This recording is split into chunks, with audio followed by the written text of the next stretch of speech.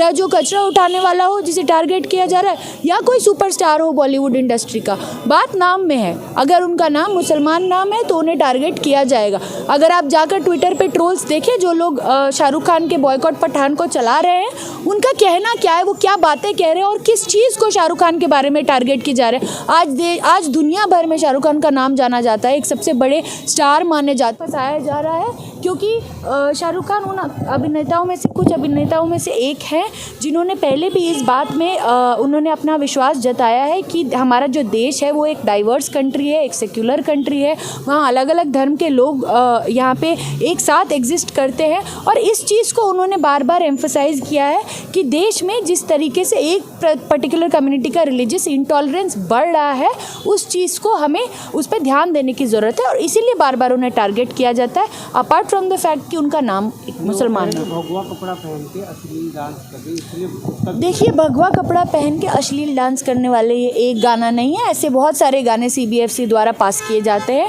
यहाँ पे बात उनके कपड़ों की, उनके वेशभूषा की या उस गाने की है ही नहीं। यहाँ पे मुद्दा ये है कि उन्होंने खुद जो ये चीज़ बोली है, जो आप जैसा आपने भी कहा कि MP के मिनिस्टर ने जो खुद जो बात कही है कि दीपिका क्योंकि 2020 में JNU में जाके अपना समर्थन दिखाती है, चाहे वो साइलेंट उनका समर्थन क्यों ना रहा हो, उस समर्थन की वजह से उन्हें दिक्कत हो रही है, क्योंकि इन्हीं के लोग जब JNU में जाके लोगों को पीटते हैं, स्टूडेंट्स को पीटते हैं, उनका सर फोड़ते हैं, उस बात को किस तरीके से ढका जा सके, इसीलिए उन्होंने एक अभिनेता को इस तरीके से टारगेट किया, क्योंकि वो ये सहन नहीं कर पाते कि फिल्म इंडस्ट्री से कोई लोग जो इतने बड़े नाम हैं, दीपिका पादुकोण ऐसी नाम है जिन्होंने FIFA वर्ल्ड कप में जाके वहाँ का कप रिलीज़ किया है, इतना छोटा नाम नहीं है वो। तो इतने बड़े नाम जब जो लोग देश में अपना विरोध जताते हैं, उनके साथ जाके अगर खड़ी होती है तो इस बात से उन्हें दिक्कत है।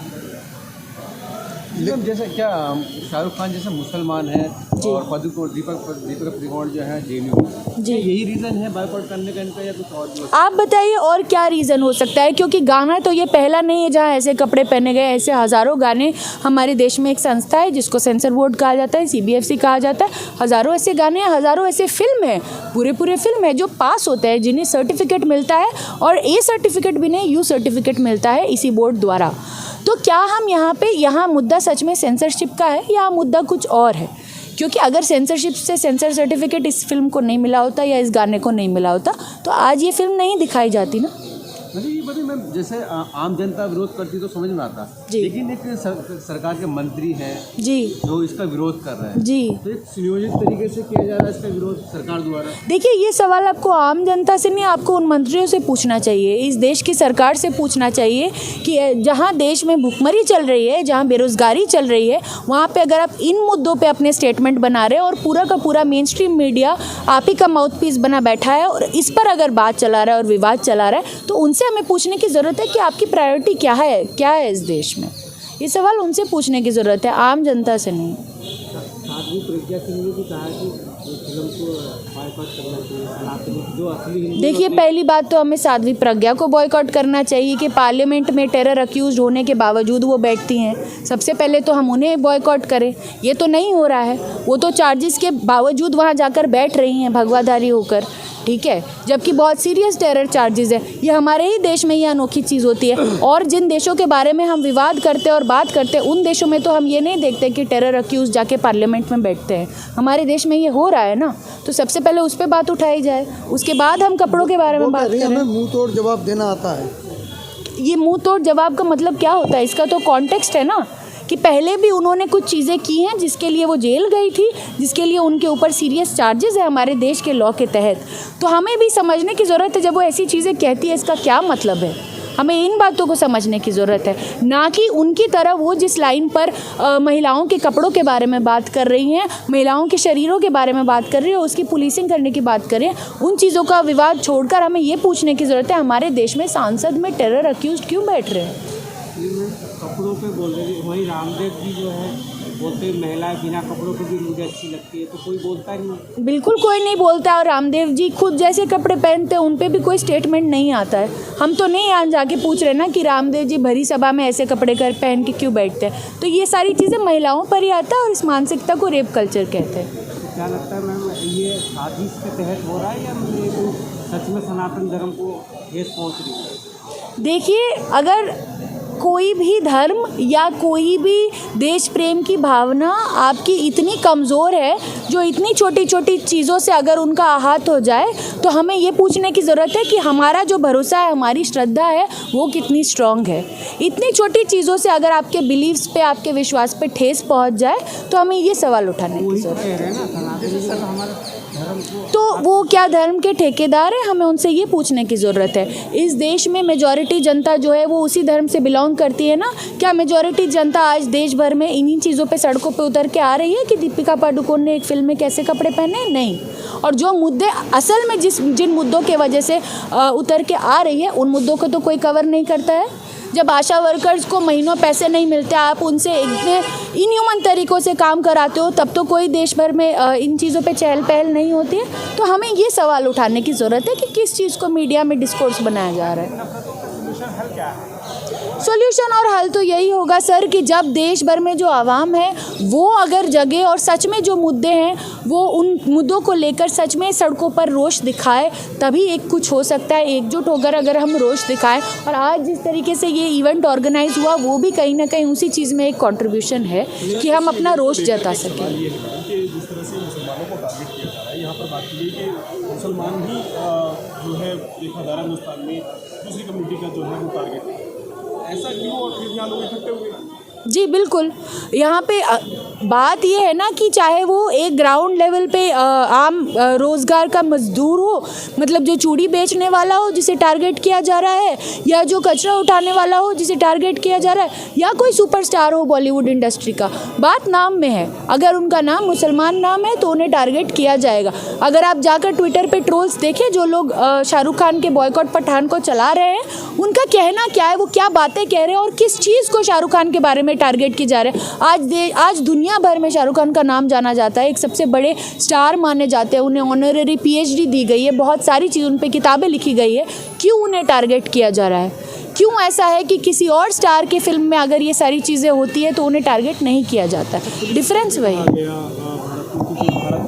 जिस तरह से डेमोक्रेसी में पुलिस को जो है सबसे आगे रखा जी जा रहा है और उसी को ही इस्तेमाल करके जी वही स्लोगन उस तरह की जो मुस्लिम विरोधी है, जी जी उसी के साथ उसी की बात की गई यहाँ पे। देखिए, बात मुस्लिम लॉबी या मुस्लिम एक्टिविस्ट की नहीं है। यहाँ पे अगर जो लोग इकट्ठा हुए हैं वो सारे मुस्लिम लॉबी के या मुस्लिम एक्टिविस्ट नहीं है। यहाँ पे एक बहुत प्रोमिनेंट जर्नलिस्ट भी थी, पैमेला, जो इस इवेंट को कंडक्ट कर रही थी। यहाँ पे और भी लोग थे यहाँ पे जो सहमति देने आए हैं, जो मुसलमान नहीं है।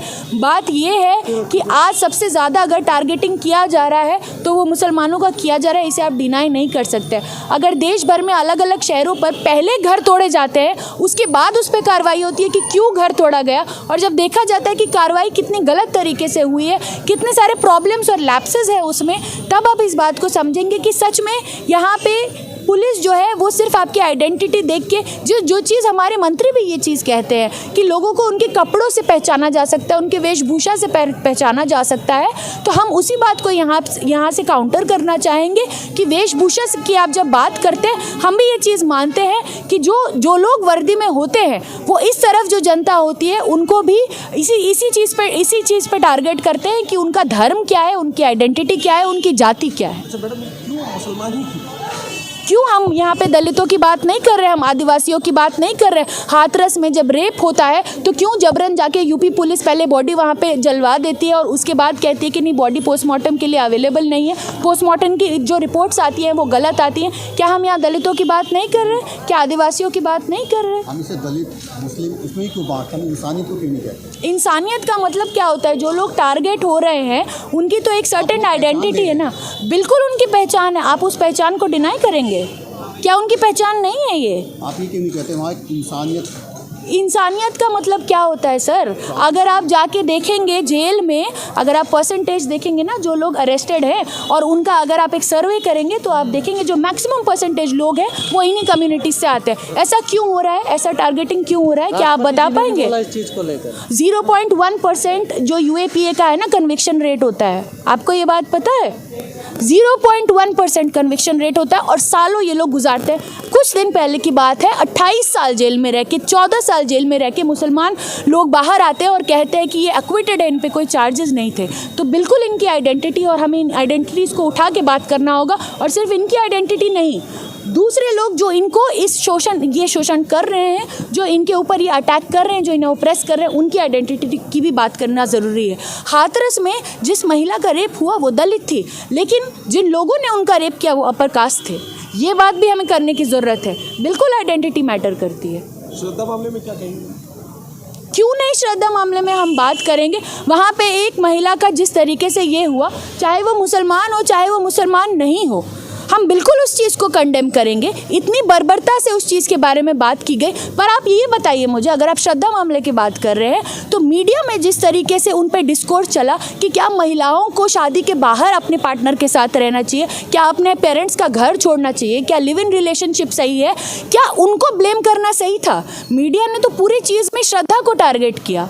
आप यहाँ पे अगर बात कर रहे हैं सच में कि उनके जो पार्टनर थे जिन्होंने उनका कत्ल किया, उनकी आइडेंटिटी की अगर बात करें कि वो क्रिमिनल थे या नहीं, तो इस चीज़ के बारे में आप बताइए कि क्यों उस मामले में भी श्रद्धा को ही अल्टीमेटली ब्लेम किया गया उनके साथ जो हुआ उसके लिए?